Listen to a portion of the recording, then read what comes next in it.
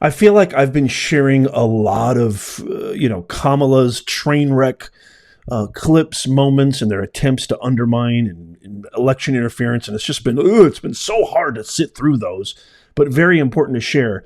Today's video is the exact opposite of that. I'm going to share with you the most powerful, inspiring, beautiful political speech I've ever heard. I thought it was unbelievable by our main guy, Tucker Carlson. But first, one of the things that was most alarming that I saw recently was this study that came out from Barna. Did you guys see this study that showed, maybe some people have talked about it already, I'm not sure, but 32 million church-going Christians are unlikely to vote in this election. Let me say that number again, 32 million. You know, the last election in 2020 was decided by thousands of votes, not millions of votes. This election is ours if Christians will do their duty and elect the right leadership. If ever there was an election that had more significance and more importance, this is the one. If ever there was an election where every single vote, believe me, I was one of those people, my vote won't matter, it doesn't matter, it's going to be a landslide, this guy's more popular than that guy, or yada, yada, yada. It's not the case. I mean, we are literally neck and neck. I don't care what the polls say. This is the most divided. We have a divided House, the most divided our country has ever been in over 160 years. And so every single vote counts. I am begging you, everybody.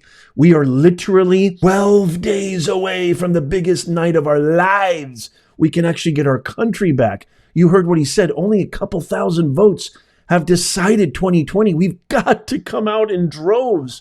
My good Christians, my fellow Americans, please get out there and vote. Okay, here's the man of the hour. Just listen to this. Grab your popcorn. Enjoy yourself. This is phenomenal. Watch. I can't believe I'm here. I love his laugh. Do you love his laugh? Let me know. Oh, yeah.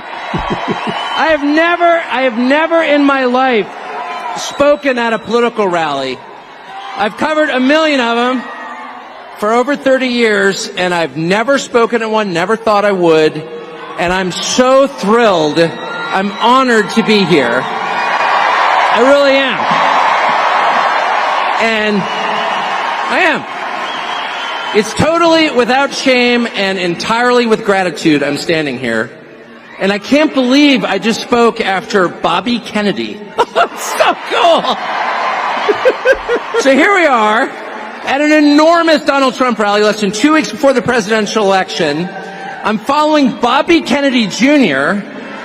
and somewhere in a half-empty Union Hall in a cold state is Dick Cheney's creepy little daughter campaigning with Kamala Harris. And I have to say, that is a thrilling trade as far as I'm concerned. I never thought I would live to see the day when Bobby Kennedy would be one of the most beloved figures in a room full of Republicans, and Mr. Burns from The Simpsons and his criminal daughter would be Democrats. It's just absolutely wonderful. So here's my perspective. I think Donald Trump's going to win, which is amazing. And that's why I'm here. I'm not here because he's going to win. I'm here because I'm so thrilled by what I've watched over the past 9 years. This is the end of a redemption arc. I've really never seen anybody treated like Donald Trump was treated. Ever. Anybody. Ever. Attack him. I watched this all up close. Defame him. Indict him. Arrest him. Let him get shot in the face.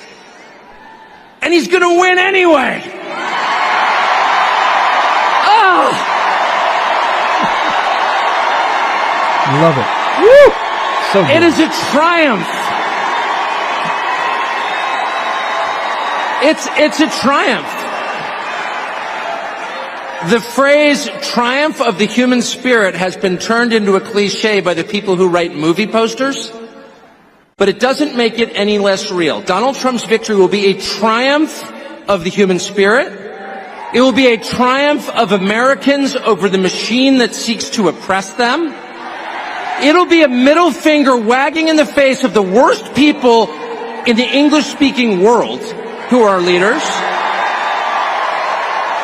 It will be a moral victory the size of which I never thought I would live to see. And it's essential. It is so important that that happens for a couple of reasons, and here's what they are. The first is to dissolve for all time, for the world to see, the primary lie about Donald Trump, which is that only freaks and misfits like him. That's a lie. And they've been telling that lie since the second he came down that escalator 9 years ago. If you like that, there's something wrong with you. You're the only person you know who likes that. You're a freak. Be ashamed. Do not talk about Donald Trump in public. Don't wear his dangerous little red hat. And if you're in the media, how dare you speak to him? And that was a lie from day one. It was a big lie. It was January 6th is an insurrection. What? It's the kind of lie that they tell relentlessly. They punish anyone who contradicts the lie because it is so preposterous it can only be upheld through force. And in the last 3 months, we have seen that lie dissolve like the Wicked Witch of the West under a bucket of water. Look around. Is this a room full of freaks and misfits? No, it's not. This is a room full of people who love their country enough to obey its laws, who sincerely believe in its founding precepts, who pay their taxes, who go to work. The ever-shrinking percentage of Americans who work a 40-hour week, who expect nothing from the system, and who have given their lives for the system, who are born in this country and plan to die here. And they're the most mistreated group in this nation, and they're also the biggest group in this nation. They're not some weird subculture of MAGA. They're America itself. And the only people who are denying that are the freaks and the misfits, who it turns out are themselves a tiny, bizarre minority, a cult, who have controlled the rest of us through fear and aggression. And that has ended. And it has ended thanks to the heroic stand that a couple of individuals have taken, first among them Elon Musk. Elon Musk, who single-handedly saved the First Amendment to the Constitution, which, let me remind you, is not just a feature of America, it's the basis of America. It's the First Amendment for a reason. It's what separates the free from the enslaved.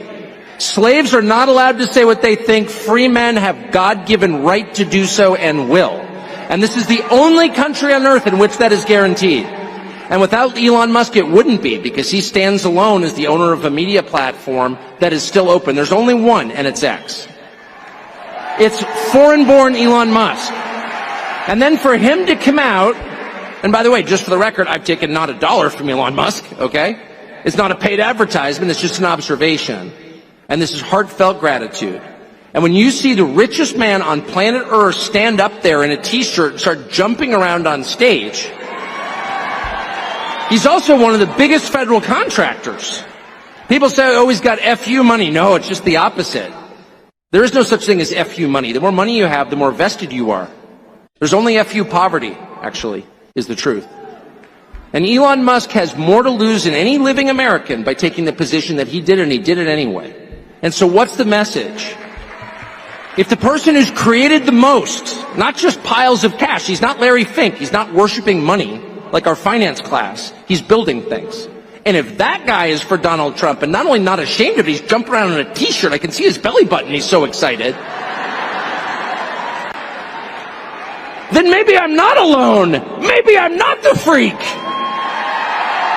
Maybe what you're really watching is the tyranny of MSNBC, a channel with virtually no viewers, a channel on which almost every single person has a personal life so grotesquely weird, if you knew the details, you'd call for their arrest.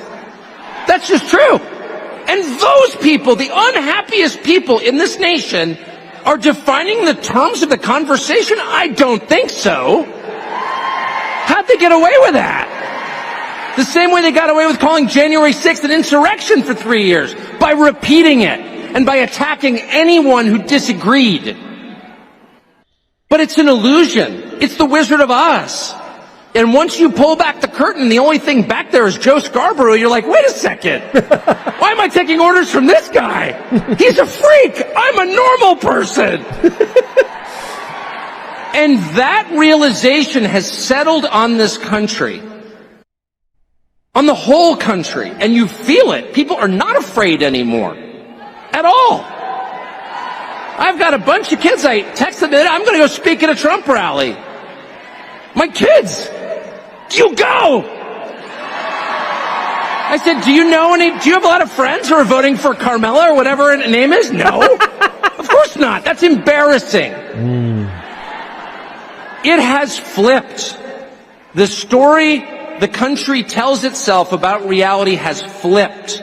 None of the normal people are supporting the Democratic machine. Tim Walz is supporting the Democratic machine. A man you would never allow to babysit your own children. Not even close. That's the archetype. It's the party of weirdos, of envy, of hate, of resentment, of bitterness, of weakness, of a total lack of creativity. It's a party of conformity. It's a party of the machine, where it doesn't matter who the candidate is because individuals are immaterial. All that matters is the collective. That's the Soviet model. And so that's the second important thing about this election, okay? The first is every person in this room needs to understand you are not in a despised minority. You are in an incredibly gentle and tolerant majority who put up with this crap for way too long. As they insulted not only you, but the memory of your ancestors who died for this country. They tore down statues to their memory. People have never built anything in their lives. They went out of their way to humiliate you and spit on you and the graves of your ancestors. And that's not an exaggeration. They did that. And this country is so nice. It's so polite. It's so thoughtful and empathetic and sweet. It's the kind of country that loves dogs and gives directions to strangers, that we put up with it for 4 years. But we can't anymore. We just can't. And we can't for two reasons. The first reason that we can't put up with it for one more minute is because it's just not justice. It's not. It's not justice. It's unfair. You cannot reward the most parasitic, useless, violent, nasty, aggressive people in your country. You can't make them the richest. You just can't. It's just wrong. In a fair, decent country, the people who work the hardest, who have the highest level of talent, who are the most creative, who are the most decent to their neighbors, who give the biggest tips to waitresses, those people should be successful. Those people should be revered. It shouldn't be Larry Fink. Are you joking? Kamala Harris shouldn't have a job. She has no skills. How did we wind up with a system where Kamala Harris, you couldn't change the tire on your truck, much less drive it? How did she wind up at the top of the pyramid? And then once she's there, she lectures you like you did something. It's too much. You can't allow that. It's an offense against the truth, against reality, and against justice itself. And the second reason you can't allow it is very familiar to anyone who has children, which is if you allow it, you will encourage more of it.